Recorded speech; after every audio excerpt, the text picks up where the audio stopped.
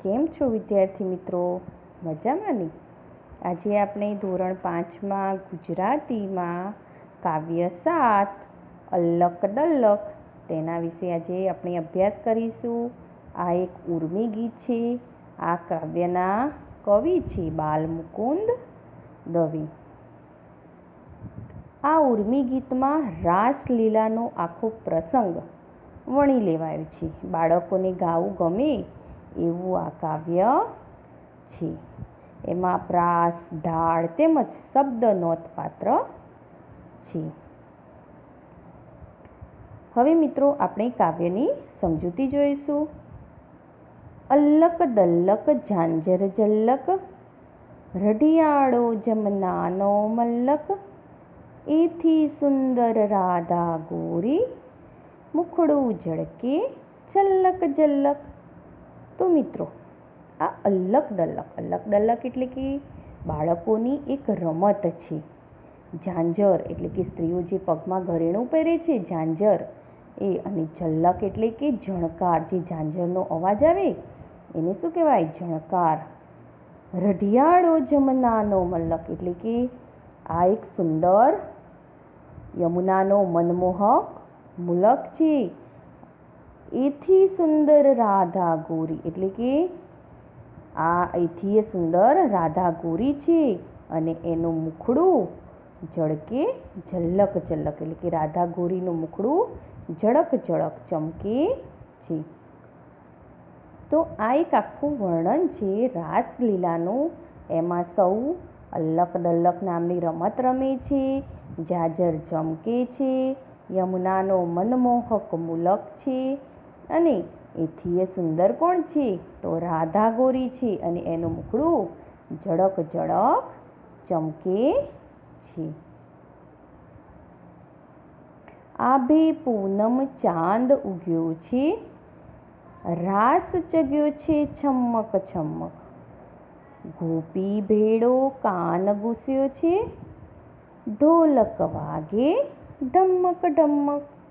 તો આ પંક્તિમાં કવિ કહેવા માંગે છે કે આકાશની અંદર એટલે કે આકાશમાં પૂનમનો ચંદ્ર ઉગ્યો છે, અને છમછમ જે ઝાંઝરનો અવાજ આવે છે ને એમ છમછમ ઝાંઝરના અવાજ સાથે રાસ ખેલાઈ રહ્યો છે, અને ગોપીઓ સાથે કાનુડો પણ રમે છે, અને ઢોલ કેવું વાગે છે? ઢમ ઢમ વાગી રહ્યું છે.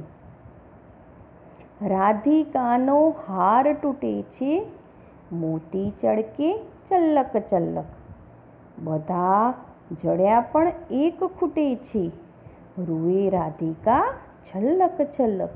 એટલે કે રાસ રમતા રમતા શું થાય છે?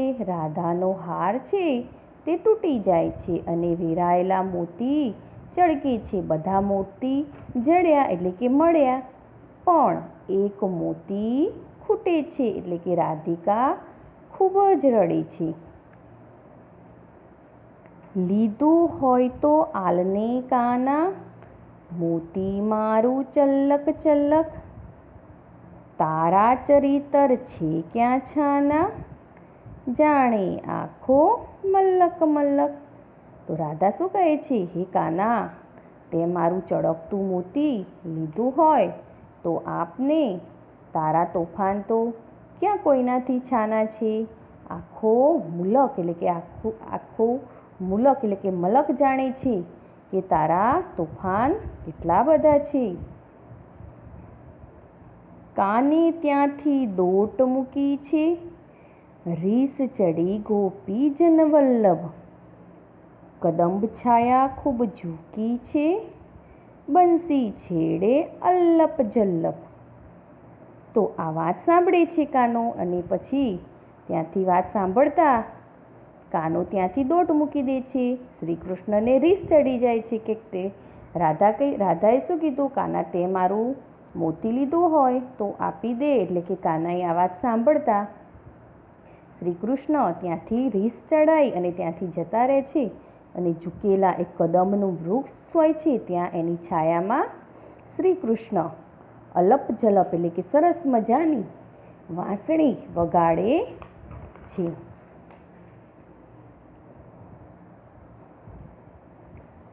રાધા દોડે ચિત્ત અધીરે, રાસ રચ્યો છે અલ્લપ દલ્લપ. અલ્લક દલ્લક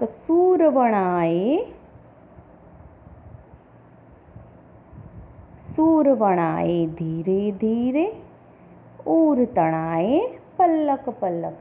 એટલે કે વિહવળ થયેલી રાધા એકદમ કાનાની પાસે દોડે છે અને અલ્લક દલ્લક રાસ રચાયો છે. વાંસળીના ધીમા ધીમા સૂર એટલે કે તેનું હૃદય મલકાતું મલકાતું શ્રી કૃષ્ણ તરફ ખેંચાઈ રહ્યું છે. અલ્લક દલ્લક ઝાંઝર ઝલ્લક, રઢિયાળો જમનાનો મલ્લક. એથી સુંદર રાધા ગોરી, મુખડું ઝળકે જલ્લક જલ્લક. આ અધ્ધર પદ્ધર ઝાંઝરના ઝમકારે જમુનાના જે નદીનો મલ્લક કેવો છે, એકદમ રઢિયાળો છે એટલે કે એકદમ સુંદર છે એનો કિનારો. અને એ મલક કરતાંય સુંદર કે એટલે કે એનાથી પણ વધારે સુંદર કોણ છે, તો રાધા ગોરી એટલે કે રાધા છે એનું મુખડું કેવું છે, એકદમ ઝલક ઝલક ઝળકે છે. હવે મિત્રો આપણે શબ્દ સમજૂતી સમજીશું. ઝાંઝર એટલે કે પગે પહેરવાનું એક ઘરેણું. રઢિયાળો એટલે કે આંખ ઠરે એટલે કે આંખ ઠારે તેવો સુંદર પણ થાય એનો અર્થ, મનમોહક પણ થાય. જમના એટલે કે યમુના, યમુના નદી છે ને. મલ્લક એટલે કે મુલક અથવા પ્રદેશ. ઝળકે છે એટલે કે ચમકે છે. જલ્લક જલ્લક એટલે કે ઝળક ઝળક. ચગ્યો છે, ચગ્યું છે એટલે કે ખૂબ ઝડપથી ગોળ ગોળ ફરી રહ્યા છે અથવા સરસ રીતે ખેલાઈ રહ્યું છે. ઢોલક તો ઢોલ. આલને એટલે કે આપને, આપને કાના, કાનો એટલે કે કનૈયો, બાળકૃષ્ણ પણ થાય એનો અર્થ. ચરિતર એટલે કે ચરિત્ર. ગોપીજન વલ્લભ એટલે કે ગોપીઓના વહાલા કૃષ્ણ. કદમ એટલે કે એક વૃક્ષનું નામ છે, કદમ વૃક્ષનું નામ છે. બંસી એટલે કે વાંસળી. અલ્લપ જલ્લપ એટલે કે અલપ જલપ દૂરથી અથવા દૂરથી આછેરું સંભળાય તે રીતે. રૂઢિપ્રયોગ જોઈએ. ઉર તણાયો એટલે કે દિલ ખેંચાયું.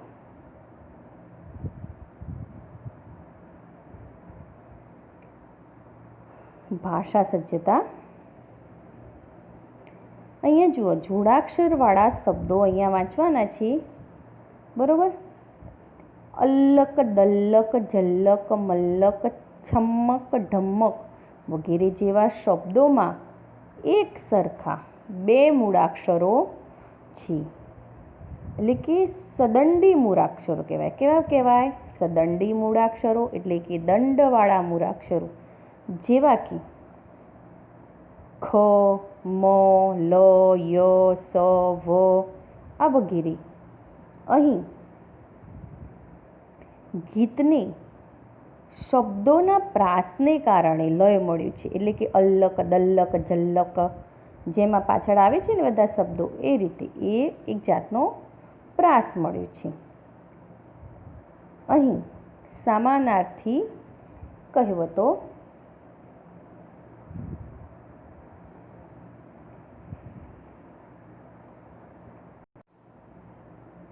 તો મિત્રો જુઓ, અહીંયા આપેલું છે સમાનાર્થી કહેવતો. એક ઉદાહરણ પણ આપેલું છે અહીં, બરોબર. શું આપ્યું છે?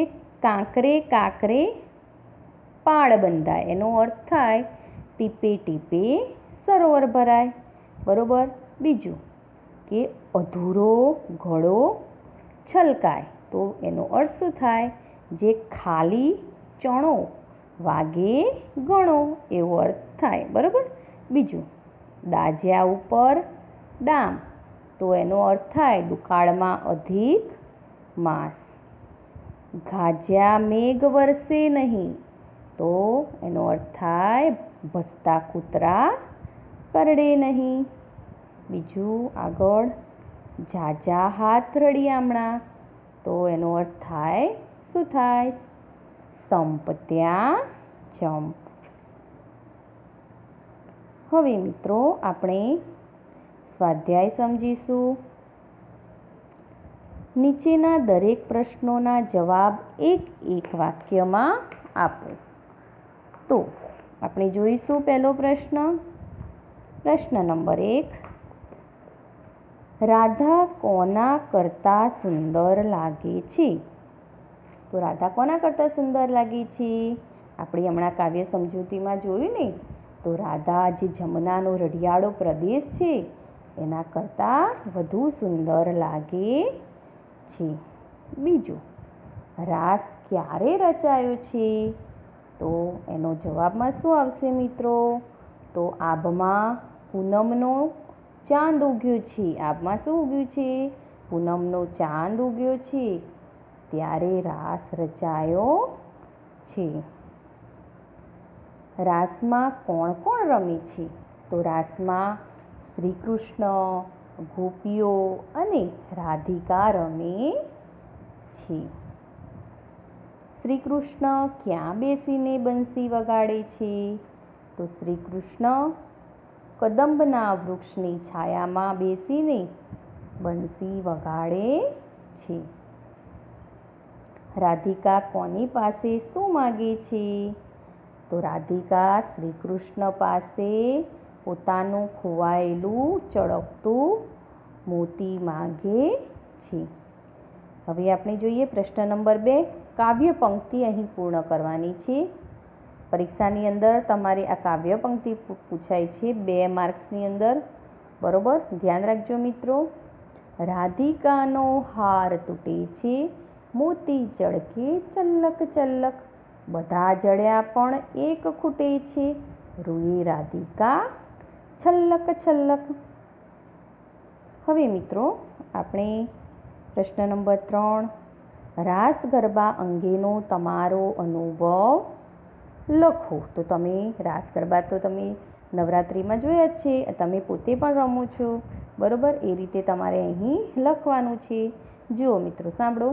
દરેક ગુજરાતીને રાસ ગરબાનું આકર્ષણ હોય છે, એટલે કે દરેકને શોખ હોય છે. બરાબર, નવરાત્રિના 9 દિવસ ગુજરાતમાં રાસ અને ગરબાની જબરી જમાવટ થતી હોય છે. અને મને રાસ અને ગરબાનો ભારે શોખ છે. દર નવરાત્રિએ રાસ ગરબા માટે નવા કપડાં જ જોઈએ. એક વખત નવરાત્રિ માટે મેં પપ્પાની મરજી ન હતી તો પણ જીદ કરીને નવા કપડાં રાસ ગરબા માટે ખરીદ્યા. પપ્પા ગુસ્સે થયેલા હતા, પરંતુ એ રાત્રે મેં રાસ ગરબામાં એવી જમાવટ કરી કે મારો એમાં પ્રથમ નંબર આવ્યો. પછી તો પપ્પા ખુશ થઈ ગયા. પ્રશ્ન નંબર 4. જોડાક્ષરવાળા શબ્દો કાવ્યમાંથી શોધીને લખો. અહીંયા આપણે ઉદાહરણ આપેલું છે ઝલ્લક ઝલ્લક. એવા આપણે બીજા અહીં શબ્દો લખવાના છીએ. બરાબર, જેમ કે અહીંયા આપણે લખીએ અલ્લક દલ્લક, છમ્મક છમ્મક, ચલ્લક ચલ્લક. બરાબર, ઢમ્મક ઢમ્મક, છમ્મક છલ્લક છલ્લક. જેમ કે મલ્લક મલ્લક. આવા જે શબ્દો આવતા હોય જોડાક્ષરવાળા, એવા શબ્દો અહીં લખવાના. બરાબર. હવે મિત્રો આપણે નીચે આપેલા શબ્દોને તમારી બોલીમાં લખો. અહીં જુઓ, બધા તો હવ. જેમ કે તળપદા શબ્દોમાં આપણે એ લખીએ. બધા તો હવ હારાવાના થશે, નથી કહેતા એ રીતે વાક્યો. બીજું, ચાલ્યો તો હેડ્યું. પછી ત્રીજું, કહ્યું તો કીધું. આપ્યું, મૂક્યું તો મેક્યું. બીજું, આપ્યું તો દીધું. શાળા તો નેહાળ. આવા તળપદા શબ્દો છે મિત્રો. અમુક જે આપણી જૂનવાણી ભાષામાં ઘણા લોકો બોલતા હોય છે. હવે આપણે જોઈશું નીચેના શબ્દકોશમાં તમારે ક્રમમાં ગોઠવવાનું છે.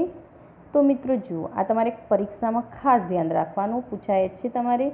તો પહેલાં તો તમારે શું લેવાનું? સ્વર લેવા. સ્વરમાં શું આવે મિત્રો? અ, આ, ઈ, ઉ, એ તમારે સ્વરવાળા શબ્દો આવતા હોય એ તમારે પહેલાં લખવાના, પછી વ્યંજનવાળા લેવાના. વ્યંજનમાં ક, ખ, ગ એ રીતે પછી તમારે કક્કો આવે.